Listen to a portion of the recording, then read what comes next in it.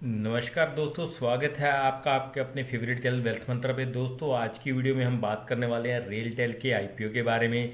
जैसा कि हम जानते हैं कि 16 को यानी कि ट्यूसडे को आईपीओ खुल रहा है।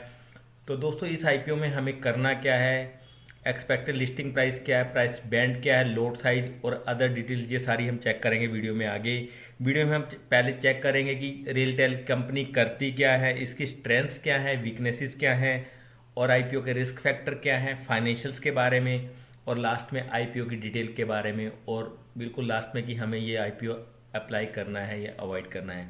ये सब जानेंगे वीडियो में आगे।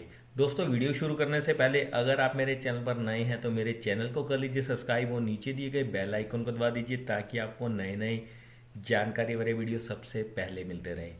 तो आइए दोस्तों, शुरू करते हैं आज का वीडियो। दोस्तों, रेलटेल का आईपीओ आ रहा है 16 सितंबर को।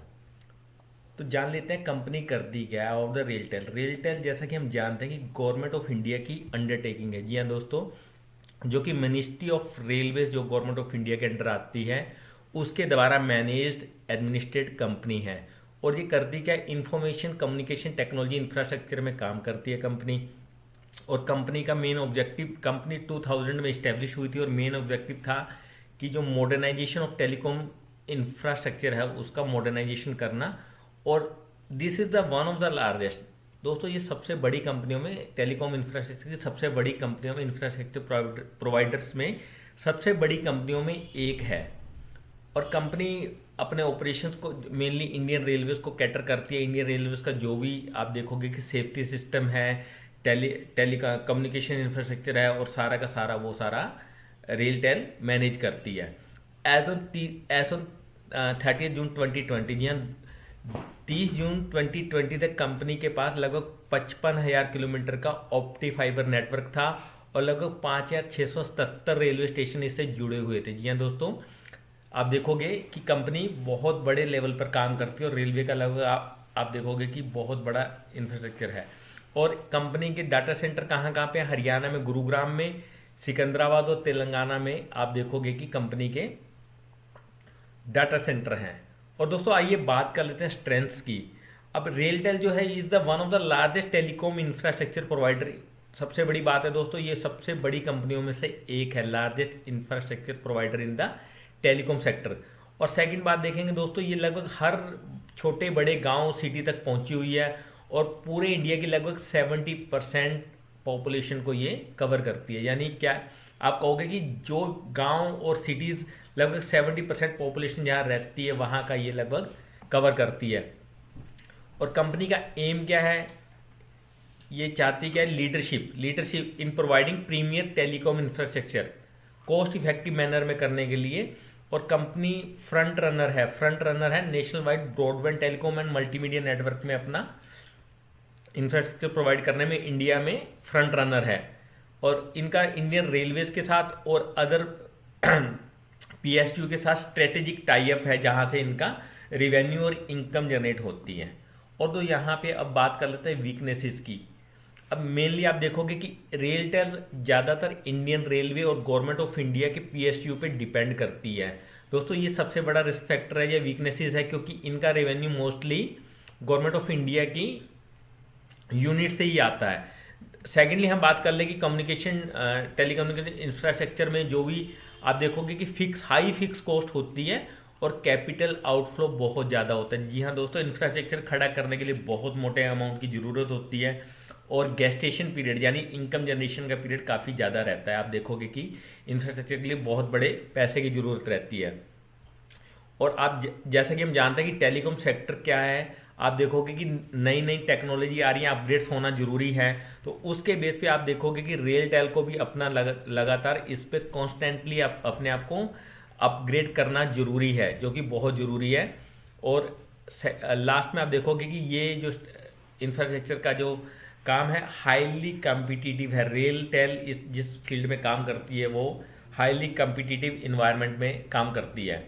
रिस्क फैक्टर क्या है दोस्तों, the telecom industry is highly regulated. अगर आप जानते हैं कि टेलीकॉम को ट्राई रेगुलेट करता है और किसी भी तरह का लॉ में चेंज, रेगुलेशन में चेंज, अगर गवर्नमेंट पॉलिसी में किसी भी तरह का चेंज आएगा तो वो कंपनी को भी प्रभावित करेगा। बिल्कुल निश्चित तौर पे कंपनी पे उसका असर पड़ेगा।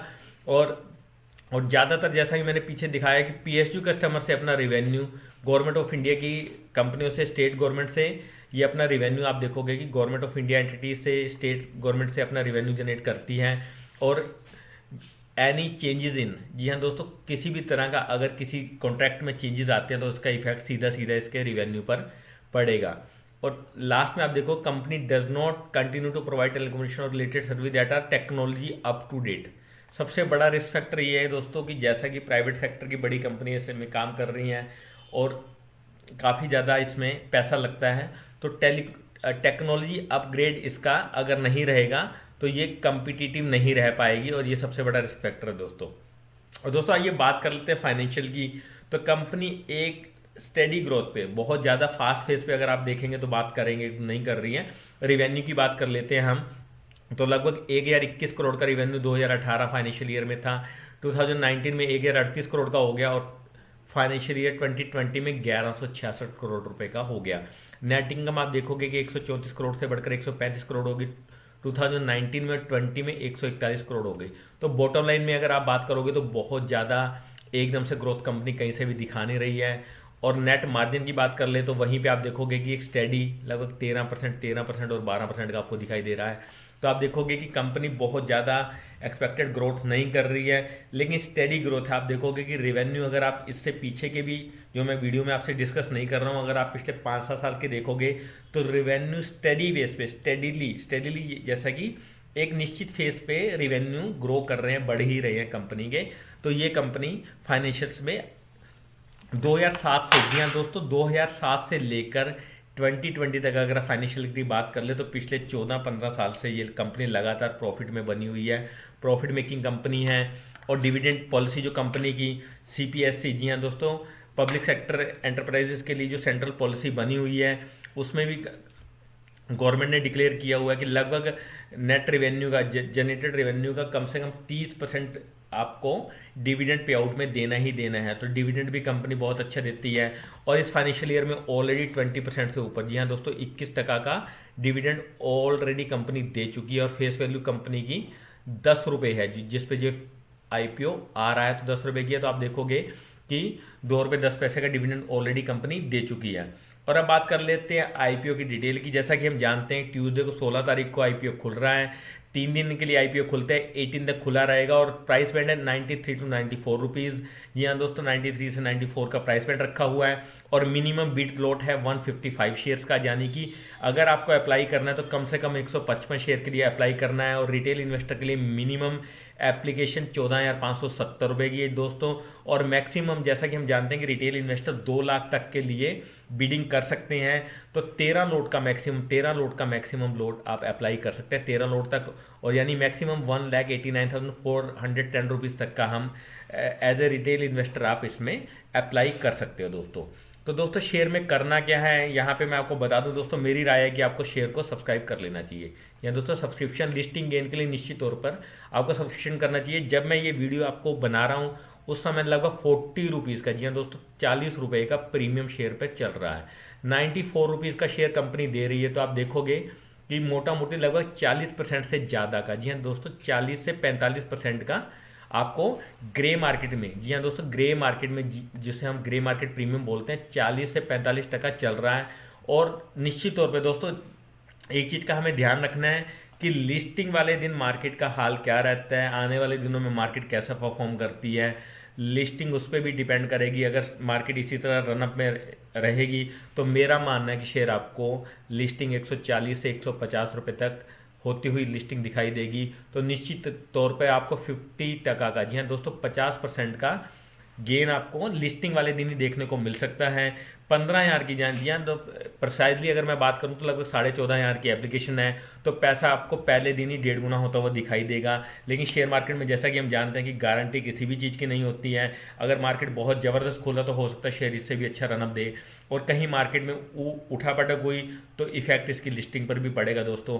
और निश्चित तौर पर लॉस के कहीं भी चांसेस अभी तक दिखाई नहीं देते हैं। और लिस्टिंग से पहले भी मैं आपके लिए एक अपडेटेड वीडियो लेकर आऊँगा कि लिस्टिंग किस बात पर हो सकती है और क्या गेन हम लिस्टिंग पे एक्सपेक्ट कर सकते हैं दोस्तों। ये सारी चीज़ें मैं आपको आने वाली वीडियो में बताऊँगा। तो दोस्तों करना क्या है, करना यही है कि दोस्तों सब्सक्राइब करना है, सब्सक्राइब करना है और सब्सक्राइब करना है। यहाँ दोस्तों लिस्टिंग हिल के लिए आपको सब्सक्राइब करना है। और आपकी शेयर के बारे में क्या राय है, आपको ये वीडियो कैसी लगी, जरूर कमेंट सेक्शन में कमेंट कीजिएगा, ताकि मैं मोटिवेट होता रहूँ, ऐसे ऐसे नए वीडियो आपके लिए लाता रहूँ दोस्तों। दोस्तों वीडियो अच्छी लगी तो लाइक कीजिए, शेयर कीजिए, कमेंट सेक्शन में कमेंट जरूर कीजिए और चैनल को कर लीजिए सब्सक्राइब, ताकि ऐसे ही वीडियो आपके लिए मैं लाता रहूं दोस्तों। स्वस्थ रहें, मस्त रहें, व्यस्त रहें, इसी कामना के साथ चलता हूं और जल्द ही मिलता हूं ऐसे ही एक नई वीडियो के साथ। Till then, good bye.